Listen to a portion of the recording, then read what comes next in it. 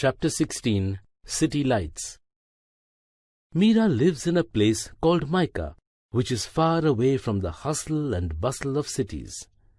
It is a quiet, peaceful place where days are full of sunlight and nights are filled with darkness.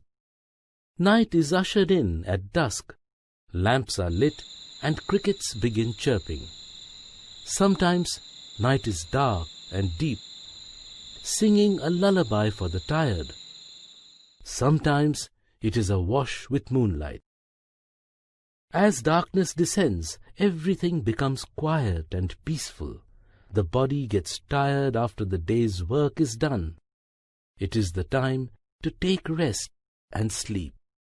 After the sun sets, nature looks different in the stillness of the night with all its magic and mystery. Behold, the magic of great magnitude unfolds before your eyes. You can see a dark sky studded with twinkling stars and the shy moon.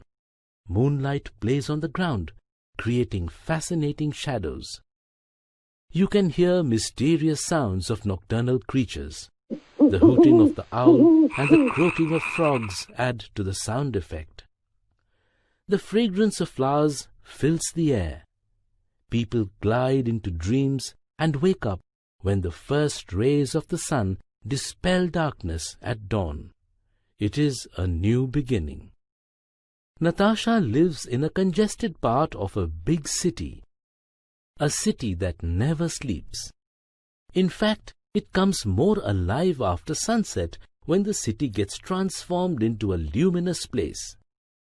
Floodlights eliminate darkness after 6 o'clock in the evening. The flavors of city night never ebb. The sky looks dark, but dazzling city lights push the stars into oblivion. The twinkling little stars become almost invisible. Instead of shooting stars, airplanes hoot through the night sky. The noxious fumes of speeding vehicles and the honk of traffic fill the air with noise pollution, whatever the hour of the day. The immensity of the nocturnal sky is lost to that child. The moon pales into insignificance as seen through the haze of polluted air. In fact, a child who has lived all its life in an apartment block, from where all it sees is just a patch of the grey sky, is unaware of the magic of a moonlit night. Light is just a switch away on the wall. Night is just an extension of the day with nothing to differentiate the two.